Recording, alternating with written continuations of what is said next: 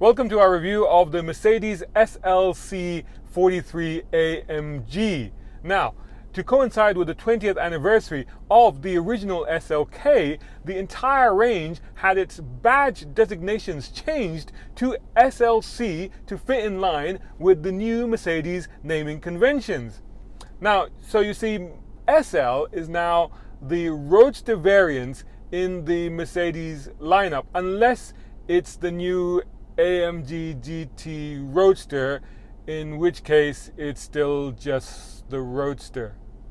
Right, okay. Anyway, and the C is sort of the segment that it fits into. So this is sort of C-Class stuff. That's what that is supposed to signify. And whilst renaming the car, Mercedes took the opportunity to utterly and completely not overhaul this car whatsoever. Okay, sorry, no, there are tweaks to the headlights and the bumpers and the rear lights, in fact, plus larger gaps in the front to let the air in for cooling. And they now have the new 9-speed automatic transmission in here with paddle shifts. Plus, of course, there are new engines. But don't get too excited, because the previous SLK 55 with its mental V8 crammed into the front engine bay, putting out 415 brake horsepower and 398 pounds-foot of torque for a 0 to 100 time of 4.5 seconds, is now gone. So instead, you're expecting a much more powerful and meatier and bigger and even raunchier engine, right, to sit into the range topper? No. This is the range topper, and this is the SLC 43. And this one has a 3-litre twin-turbo V6 putting out 367 brake horsepower and 384 pounds-foot of torque. Now, don't be quick to dismiss it, because whilst it is slower, it is only 0.2 slower than the SLK 55. Plus, it gets AMG sport suspension, AMG engine mounts, rear diff, and sharper steering. It's also slightly cheaper, because at 246,257 dirhams, which is about $67,000, it undercuts the old SLK 55 by 46,000 dirhams.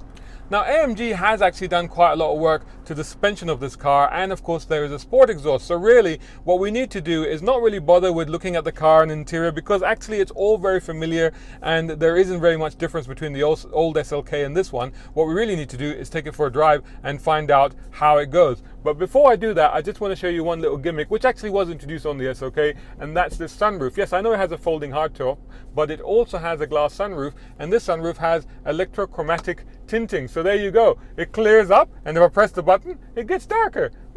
Interesting. Let's go for a drive.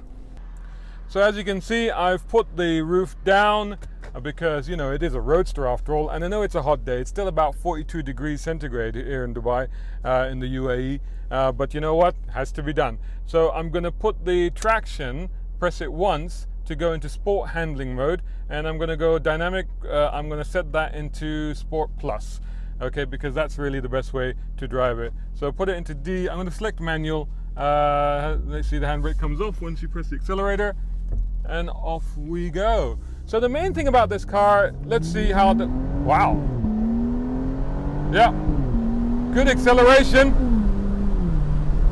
I'll give it 0 to 100 in 4.7. Feels a little bit quicker, really, dare I say. I think my hat's going to blow off.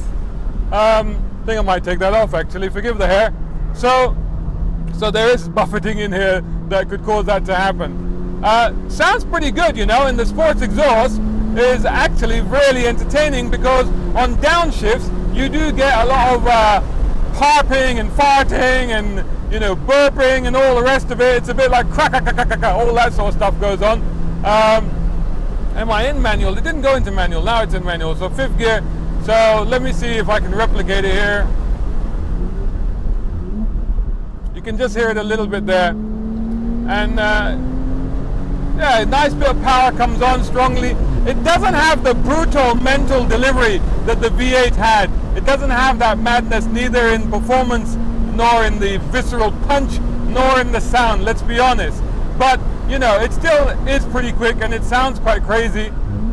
There you go. There it is. There you go. Now, the gearbox, 9-speed gearbox. Now, for cruising around town and stuff, I found it to be fantastic. Leave it to its own devices and it's fine. Up here, using the paddles, it's one of those boxes that really thinks it knows better. So it won't let you change down when you want to, even though we've got 9 speeds to play with, but it's still quite stingy about what gear it's going to give you. So you have to think carefully about when you can change and when you can't. And also on the other end of the scale, the torque is delivered quite low down in this thing. There's a little bit of understeer creeping into this car, really. I mean, even with the traction in sports handling mode, you can see that it's set up for safety. This is not a car that breaks traction easily, not even, you know, pushing it down, you know, pushing my right foot down just on the exit of that corner. Absolutely planted, but it's not a car that wants to break traction, and they have kept a little bit of understeer in here at these sort of speeds. So I suppose that's for safety. It doesn't kill the entertainment factor too much, but it slightly detracts from how you expect the personality of this car. But having said that, it does grip. I mean, the grip is there. You know, there is turn in, there is grip. The brakes are great, and that's something really quite a bit of a relief there, that the brakes are great, because that's what you want. There you go. It does sound quite entertaining with the roof down.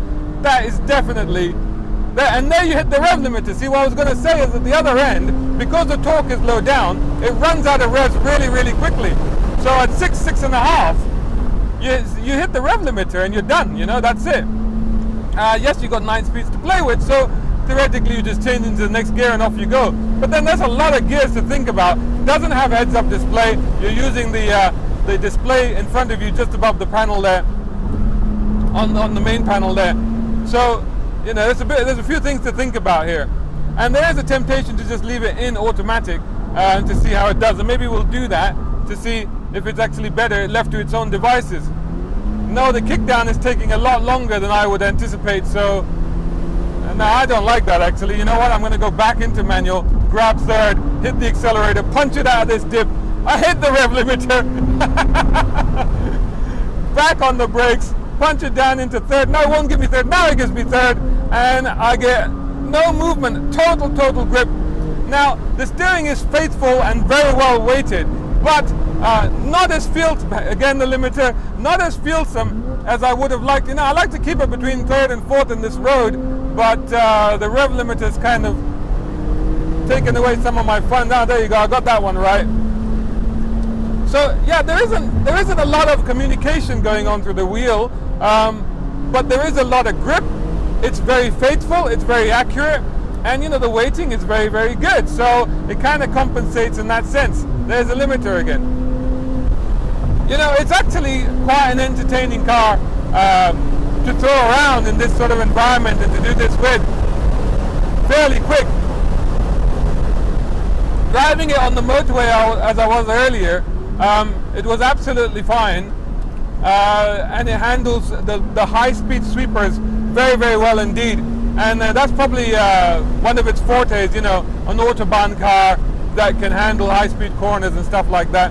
So I'm just going to cruise a little bit now. What do we think of this car? I'm going to put it back into normal modes here. I'll keep the dynamic mode selected, so we still might get a few entertaining rasps from the exhaust, from the sports exhaust there. Now, the thing is, this car's fundamental problem is that it's not the SLK anymore, which was a special thing. You know, even though it still wasn't the best handling sports car, the best sports car out there, but just the craziness of the engine made it a very special occasion. This car has kind of lost that a little bit.